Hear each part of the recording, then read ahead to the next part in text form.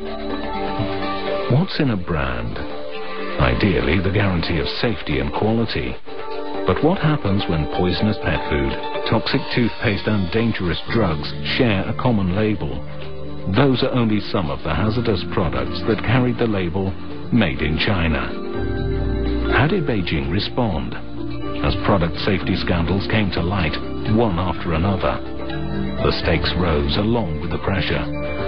First there was silence, then damage control, a product safety crackdown, and the harshest of punishments for a once high-ranking public official. And now, China goes on the offensive to protect its brand name, turning the tables and turning away goods from the US. Will the strategy work? And how much risk is there when the label says Made in China? This is a CNN special presentation. From Beijing, here's John Vorse. Hello everyone. China's economy has been roaring ahead for the best part of a decade, and it's set to overtake Germany as the world's third biggest economy by the end of this year. But all that growing comes with a lot of pain. There's the chasm between the urban rich, like these people here in Beijing, and the rural poor. There's strained relations between the United States and the European Union. And there's all that pressure to keep producing, keep churning out cheaper and cheaper products. Last year, China sold almost $1 trillion worth of goods to the rest of the world. $2.6 billion every day. But in the last few months, the world has started to ask, are all those exports safe? A massive recall in the US of almost 100 different brands of pet food was just the start.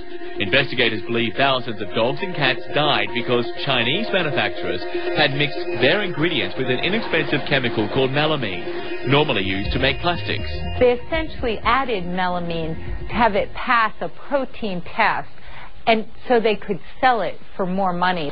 Then came toxic Chinese-made toothpaste. Health officials in the US, Dominican Republic and Panama seized thousands of tubes because they contained a deadly chemical often used in antifreeze. A Chinese company is accused of passing off the same chemical as a more expensive sweetener and thickener for cough syrup made in Panama, killing at least 83 people last year. Toys as well have been recalled, including Thomas the Tank, because the manufacturer used lead-based paint. If ingested, lead can cause neurological problems in children and affect development. Almost 500,000 Chinese-made tires sold by a New Jersey company have been recalled because US regulators say many are missing safety features that may cause blowouts. And more recently, the US stopped the import of 4 types of fish and shrimp from China because tests found traces of cancer-causing chemicals and banned antibiotics. We have no real sense of the regulatory infrastructure in China, which probably is about 100 years behind where we are in the United States. The U.S. Consumer Product Safety Commission says so far this year, 60% of all recalled consumer products in the United States have come from China. So one of the biggest problems is making sure the food that the people here eat is in fact safe. Look at this. Kidneys, tofu, squid, lobster and shrimp. Shrimp, which was recently banned from being imported into the United States. Here in China, there are in fact 6 different agencies in charge of food safety. There's the State Food and Drug Administration, the Health, Agriculture and Commerce Ministries, the State Administration of Industry and Commerce, and the General Administration of Quality, Supervision, Inspection and Quarantine. Now compare that to the United States. Just the Food and Drug Administration reporting directly to the Health Department. So you can see how safety and accountability in China might fall through the cracks. So what is China doing to try and win back consumer confidence? Other countries have done it. Remember when made in Japan meant cheap and unreliable? Clearly, though, the challenge for China is much greater. And the government here is even putting corrupt officials to death to try and reassure customers both here and around the world. More than ever, the Chinese are desperate to convince the world that what leaves these ports, especially food, is safe. Because after months of bad news, Made in China reads like a consumer warning. Stubbornly insisting upon the quality of their own goods didn't work. They tried that for several months. China is the biggest supplier of apple juice to the United States. and executives at this Beijing juice factory worry the bad publicity is costing them business. And more potential new customers are concerned about China in general. And so the Chinese government is doing what it rarely does, opening up, taking reporters on tours of high-tech food safety labs. While on the website for China's embassy in the US, a detailed list of steps recently taken to improve standards.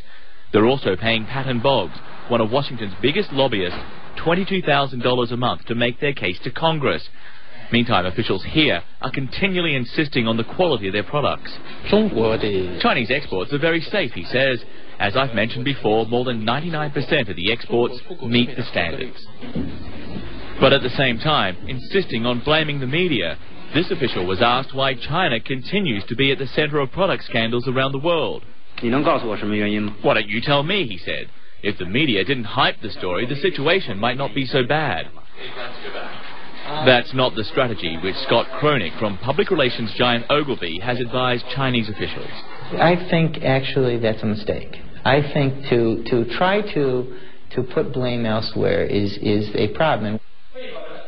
Earlier this month, the former head of the Food and Drug Administration in China was executed for taking almost $1 million in bribes to approve substandard drugs, which killed at least 10 people.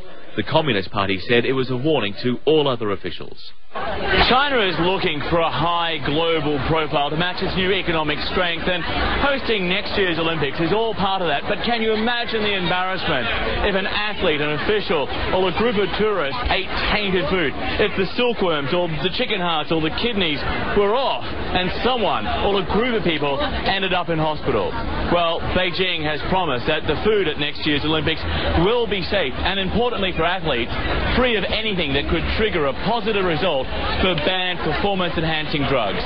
Just look at how much athletes and officials and journalists are expected to eat. Hundreds of tons of fruit and vegetable, as well as meat and seafood, and a massive amount of milk and cheese. The United States is one of the many countries participating in next year's Games, and it's also China's biggest trading partner. Here are the numbers. China sold the US more than $280 billion in goods in 2006. That stands in stark contrast to US exports to China, which only amounted to $55 billion. So that means the US ends up with a massive trade deficit to China, a record $232.5 billion last year, and set to be even more this year. So it's little wonder then that inspecting every Chinese import into the United States, well, is next to impossible. And a top US official says Washington is working with Beijing to try and ensure that quality and safety are built into the manufacturing process from the very beginning. I think it's clear to China that the Made in China brand is very much something they need to protect. And in my conversations with the ministers of the various parts of their government, they're taking this very seriously, and they should. In the US, Chinese-made products are everywhere, from the grocery store to the pharmacy.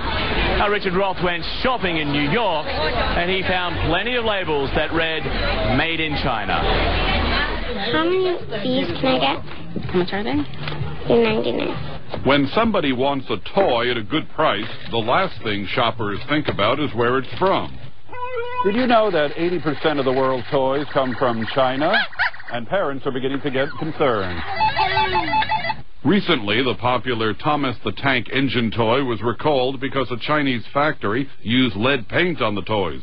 Oh, wow, that's crazy. I think that's crazy. There shouldn't be any lead, especially on toys.